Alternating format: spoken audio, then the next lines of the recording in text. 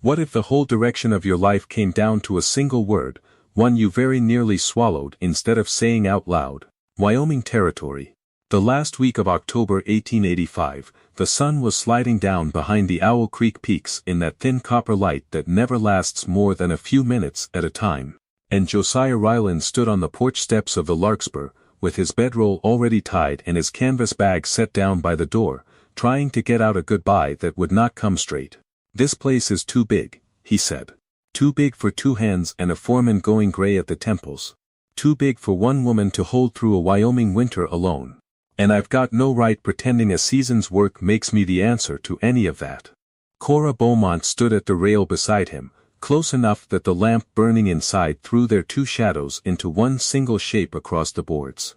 Her hair had worked loose from its wrap the way it always did by evening, and she looked at him a long moment, at the trail dust ground into the seams of his coat, at the bag by the door he had not yet managed to lift. "Then stay," she said. "And take care of it." He opened his mouth to argue. "And me," she said, before he could get the first word out. Out past the corral, the dust from that afternoon's gather still hung gold in the failing light. He looked at the bag. He looked at her. And slowly, without another word, he set it back down. "If you can already feel the pull between these two, that quiet thing that starts long before either of them will say it out loud, do me one small kindness. Tap that like button, and subscribe to ride the whole way through with them. This is a slow story on purpose, the kind that earns every warm moment it gives you. Stay close, I promise it's worth the wait." 8 months before that porch, Cora Beaumont had buried her husband and found herself holding a little over 3,000 acres she had no earthly idea how to keep. Nathaniel Beaumont had built the Larkspur out of nearly nothing. He and Cora had come north and west after the war, the way so many freed people did in those years, chasing the one thing no man had ever let them own before, which was ground with their own name on the paper. They had started with a soddy and a borrowed plow on the flats along Sable Creek, and over 11 hard years Nathaniel had turned it into one of the better cattle outfits in the whole Owl Creek country. Wyoming Territory made the holding of it possible. The law that far from Washington let the land pass to Cora outright, in her own name. No brother or uncle required to hold the title in her stead. In that same territory a woman could even cast a vote. It was a strange, hard, generous place, and it had given Cora everything and then taken the one man she'd built it all beside. Nathaniel died in an early spring blizzard, out past the north fence, bringing a bunch of stranded heifers down off the high bench before the drifts could bury them.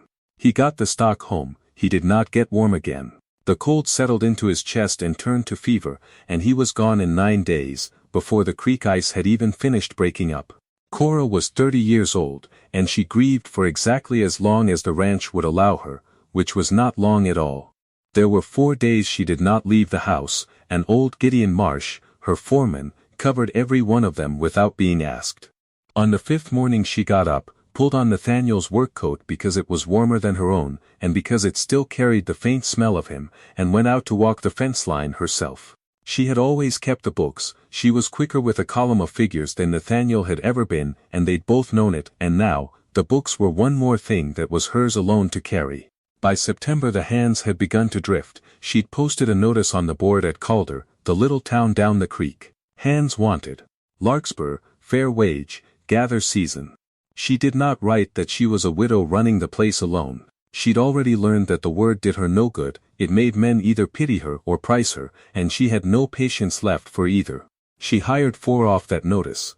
3 were gone inside 2 weeks, unwilling to take their orders from a woman who signed their pay, and unwilling too about the other thing not one of them would say to her face. One left a note tacked to the bunkhouse door that said, in so many words, that the work hadn't changed but the sense of it had, the day he learned whose hand was on the payroll. Cora read it once, fed it into the stove, and rode out to check fence that same morning without mentioning it to a living soul. The 4th man never came at all. Josiah Ryland rode in on a mouse-gray gelding in the last week of September with a bedroll, a rifle, and next to nothing else. Dark hair gone long under a weathered hat, a face that had spent too many winters outdoors, and eyes that looked every one of his 34 years, even when the rest of him didn't. He said 4 sentences to Gideon before the old man walked him over to the porch. Says he's worked cattle and packed the high country both, from the sangress up to here, Gideon reported, plainly unconvinced. Won't say much past that. References? Cora asked. No ma'am, Josiah said. Just hands that know the work. It was not the answer that usually kept a man employed, but there was something plain and unhurried in the way he said it. A man who'd decided long ago that his past was his own business and his present was only whatever job stood in front of him. Cora recognized it, because she'd been living her own version of that same silence since the creek ice broke. There was a blood-bay stud in the far pen that 3 of her hands hadn't been able to get near in a week, a fine animal Nathaniel had paid too much for. Gone mean with a wire cut on the near hind that nobody could get close enough to doctor. Show me, Cora said, nodding toward the pen. Josiah didn't ask what she wanted proved. He went in slow, let the stud wheel and blow and circle him twice without once reaching for it, and stood there talking low until the animal's ears came forward. Inside 20 minutes he had a flat hand on that hot hip and was easing the grime out of the cut, with the horse standing quiet for it. He never raised his voice, and he never once glanced back at the rail to see whether she was watching. That, more than the doctoring, was the thing Cora caught herself noting, the steadiness of his hands. And the plain fact that he didn't seem to care whether they impressed her at all. You're hired, she said. Gideon muttered about strangers and references for another 2 weeks, right up until the morning Josiah brought 4 head down out of a box canyon on the north bench ahead of a night storm, alone. 4 head the rest of the crew had already written off as lost. After that Gideon quit his muttering, though he kept watching the new man with the narrow eye of someone reserving final judgment, and Cora found herself watching the new hand a little longer than the work strictly called for reasons that had nothing to do with judgment at all. Cornelius Rook rode over from the anvil that same week, unannounced, and did not trouble himself to get down off his horse. I'll be plain, Mrs. Beaumont, he said. A spread this size will bury you before a bad winter ever gets the chance. I'll give you a fair figure, fairer than anyone else in this valley will offer, and you can be settled warm in Calder with money in the bank before the first real snow flies. The larkspur's not for sale, Cora said. Everything sells, in the end. He said it without heat, in the tone of a man who'd watched it proven true too many times to think otherwise. I'll tell you something you maybe don't know. Your late husband signed a note against this ground, the same spring he bought those blooded cattle, the same spring he died. The bank at Calder held that paper. He let it sit a moment, it holds it no longer. I do. He touched his hat and turned the horse. I'm a patient man. But patience isn't the same thing as sitting idle, and a note comes due whether the weather cooperates or not, and he rode off before she could put an answer to it. Cora stood alone in her own yard, cold clear through and thinking hard. That night she went through Nathaniel's papers by lamplight and found it, the note. In his own careful hand, for more money than she'd ever known he'd borrowed. He had never told her. It was the one column of figures in 11 years he'd kept off her books, and she understood, sitting there with it, that he'd hidden it only because he'd meant to have it paid before she'd ever need to know. The first snow came 3 days early that year, and it came mean. It caught a bunch of some 40 head strung out along the high draws of the north bench, and by the time Gideon read the sky, it was already too late to send the whole crew. Cora went, because they were her cattle. Josiah went with her, because he'd taken one look at her cinching up alone and swung into his own saddle without a word said either way. They found the stock bogged in a drift where the draw pinched narrow, the wind coming so hard sideways the snow flew flat as birdshot. For the better part of 2 hours they worked that bunch loose 1 and 2 at a time, Josiah taking the worst of it, the deep side, the drop side, without ever making a show of it. At the creek crossing the ice gave under a heifer, and Cora watched him go into the waist after her into that black water, and for a few long seconds, she genuinely believed she was about to lose him to it. The fear that put in her chest told her more about where she stood than any conversation had in 8 months. They got every head home. But Josiah came in behind them barely able to close his hands, his sodden clothes frozen stiff as stovepipe. Gray to the lips. Cora built the fire up high and knelt in front of him and took his ruined hands between her own to chafe the blood back into them, and for a while, neither of them said anything at all. His hands were big and hard and near useless with the cold, and hers were a working woman's hands, calloused across the palms from rope and rain. And where they met there was a warmth that had nothing to do with the fire, a small, quiet current that ran straight up her arms and that she was careful, very careful, not to name. She was still holding his hands when boots sounded on the porch. Too early for Gideon, too heavy for anyone she wanted. She opened the door. And the boy from the bank at Calder stood there in the last of the stormlight, snow on his shoulders and an envelope held out in one red cold hand, with Cornelius Rook's seal pressed hard into the wax. The envelope held a single sheet, and it was worded like a courtesy, which was the cruelest thing about it. Cornelius Rook regretted to inform Mrs. Beaumont that the note against the Larkspur had come due, that the balance, with interest, now stood at $2,300, and that he would require the sum in full within 60 days, failing which, the ground would pass to the anvil to satisfy the debt. He remained, the letter closed, her obedient servant. 60 days. Deep into a Wyoming December, when no honest buyer was moving cattle and the passes to the railheads were closing one storm at a time, Cora read it twice at the kitchen table while Josiah warmed his hands at the stove. Then, she set it down flat, and told him the whole of it, the note she'd never known about, the figure, the 60 days. It was more than she'd meant to hand any man. She'd spent 8 months keeping her troubles to herself. But he'd gone into black water for her cattle that afternoon, and there are things a person can't unlearn about you once they've done that. That balance is wrong, Josiah said quietly, when she finished. She looked up. Before the mountains had me, I kept books for a freight outfit and did some survey work for a land office down in Colorado. He said, I've read enough paper to smell it when a figure's been dressed up. May I see the note? They sat over it together that night, the note on one side of the lamp and 11 years of Cora's ledgers on the other. And it was her books that told the truth of it, kept to the penny, every line in her own steady hand, twice the winter before he died.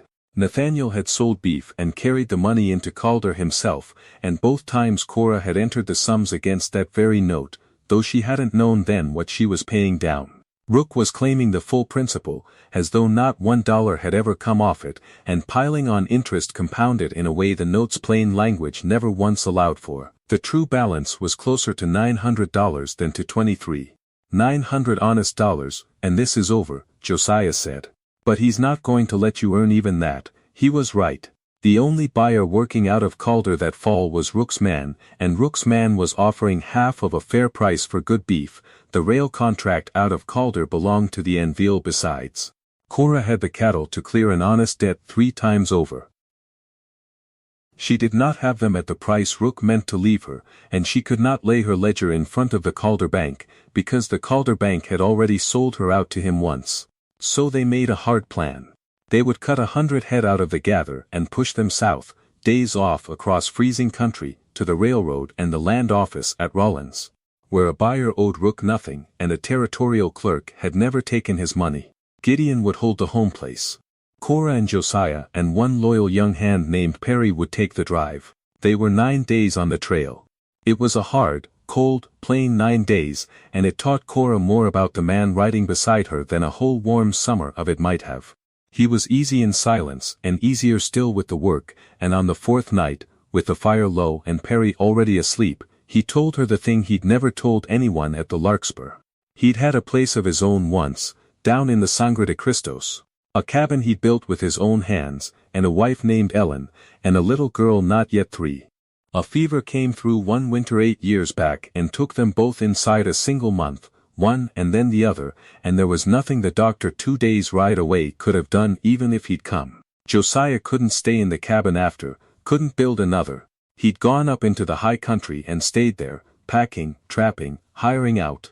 Because a man who owned nothing had nothing left in the world that could ever be taken from him twice. That's not living, Cora said softly, watching the fire. That's just not losing. He was quiet a long while, seemed like the same thing. For a long time he said, I'm not so sure anymore. She thought of Nathaniel then, not with guilt, but with something closer to permission.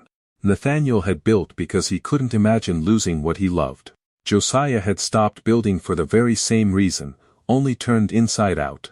She wondered which was the harder kind of man to lose, the one who'd built everything and been taken too soon, or the one who'd quietly stopped building anything at all, so there'd be nothing left in him to grieve. This story's traveled farther than I ever expected, when I sat down to write it. Brazil, the Philippines, Kenya, places I'm still only learning to find on a map. If Cora and Josiah are keeping you good company tonight, a like helps more than you'd think, and it costs you nothing at all. Tell me where you're watching from. I read every single comment. Now, Rook's patience is about to show its teeth, and Cora's about to learn that a fight for the land was never only about the land. Rollins gave them what Calder wouldn't. A buyer named Alcott took the 100 head at an honest price and shook Cora's hand like her name on a bill of sale was worth exactly what any man's was. A lawyer looked at the note and the ledgers side by side, ran his thumb down her columns, and told her plainly that her books would hold, that no clerk in the territory who could read would let Rook's figure stand against them. The trouble was only that the draft on the sale couldn't be settled until Alcott's man came north, and the deadline was tight. And a Wyoming December does not care about a woman's schedule. They rode home to find that Rook had not been idle. A quarter-mile of the south fence had been cut clean in the night, and a good 60 head let drift toward the anvil line, an accident, if anyone asked, the sort a hard winter makes on its own. Josiah rode out at first light and found 2 anvil men finishing the accident. And he stopped it without once lifting the rifle off his saddle, sitting his horse close enough that they could see it resting there and never once needing to touch it. "You're on Beaumont ground," was all he said, even and low, and after a long moment the older of the two turned his horse and took the younger with him. "A man who reaches for a gun," Josiah told her later, "makes everyone in earshot start reaching for worse decisions. Better they see it, and remember it's there."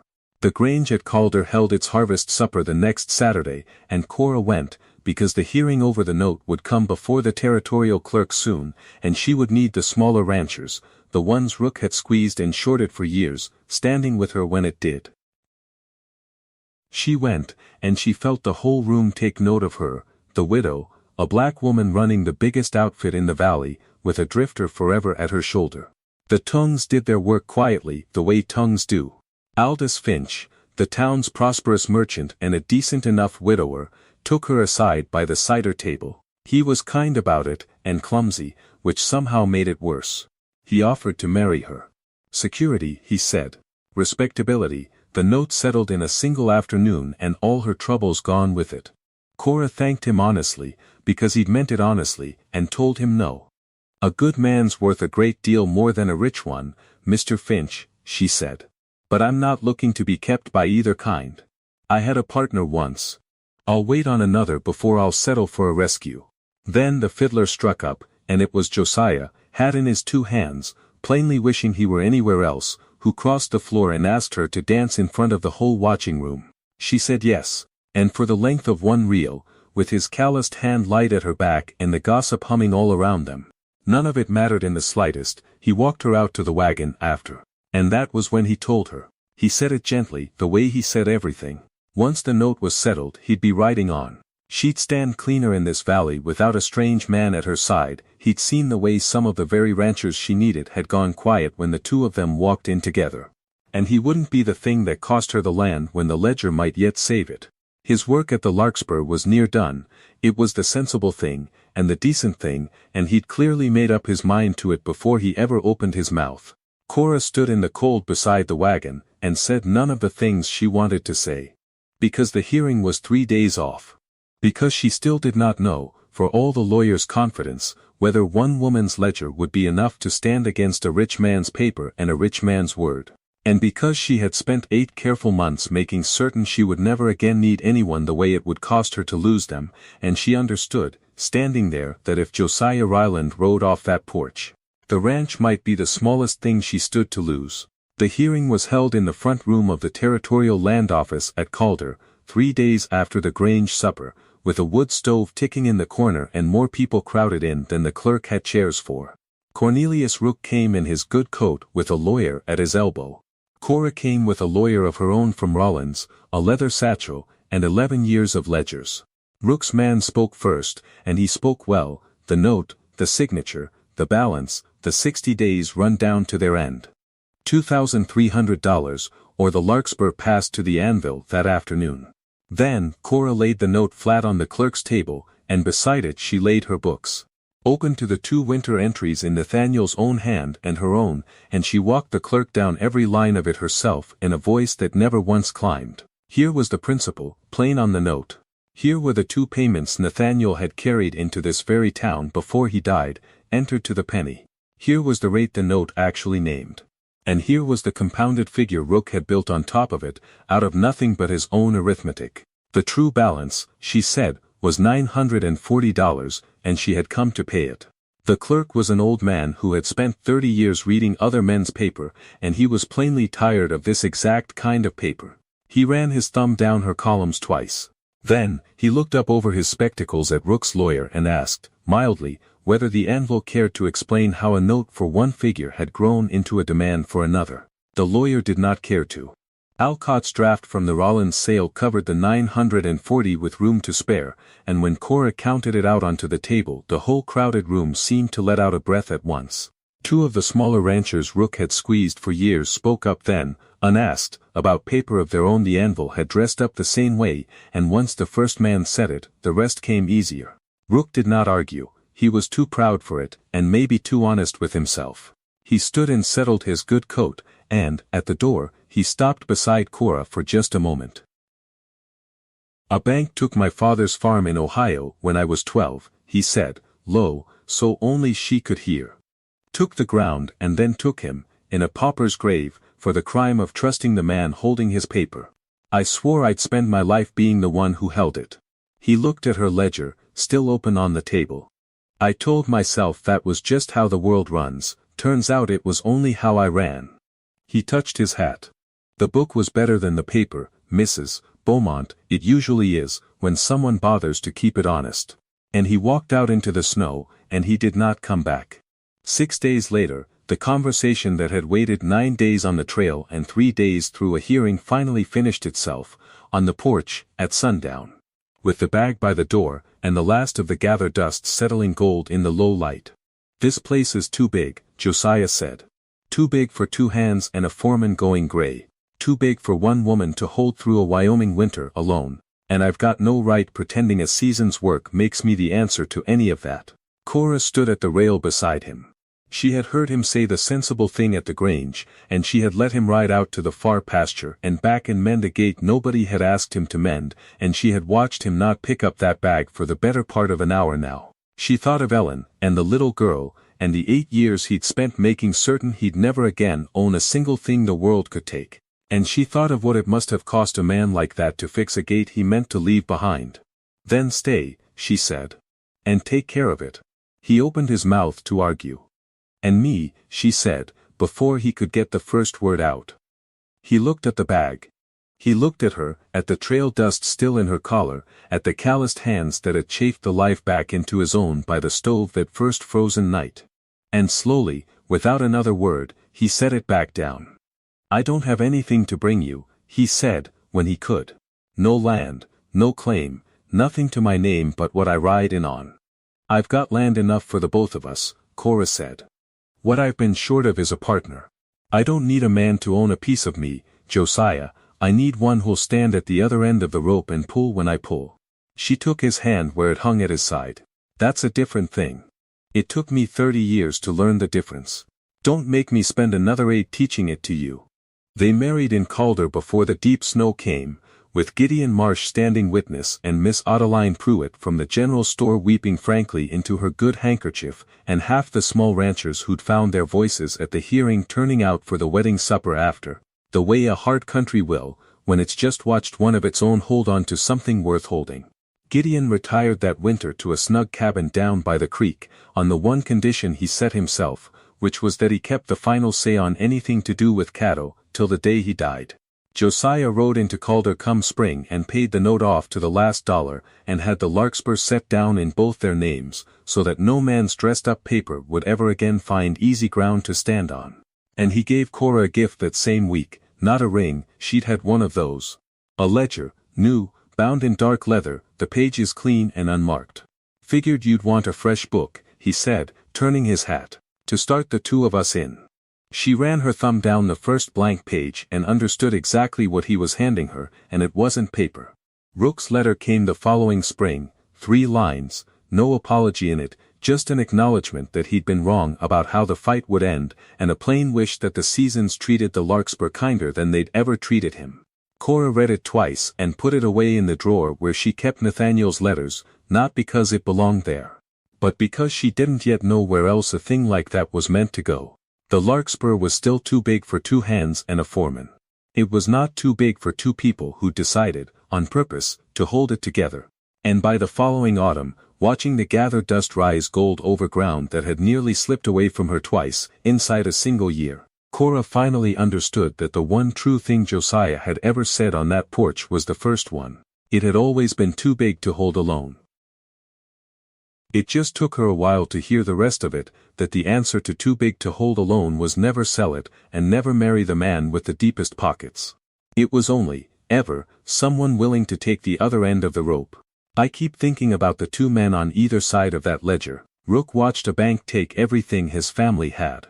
And it made him swear to be the one holding the paper ever after, and you can understand that all the way down and still know he built the wrong thing in the dark to make sure of it. Josiah lost even more, and it broke him the opposite direction entirely, toward never wanting a single thing again badly enough to lose it twice. Same wound, pointed 2 different ways. One man dressed up a note to take a widow's land. The other mended a gate he thought he'd never see again. I think that's most of what tells you who a person really is, not the thing that happened to them, but what they quietly start building afterward. Thank you for riding with me all the way through. If Cora and Josiah earned a place in your evening, leave them a like, subscribe so you don't miss the next one, and tell me in the comments where in the world you're watching from. I truly do read every one. Until next time, keep writing.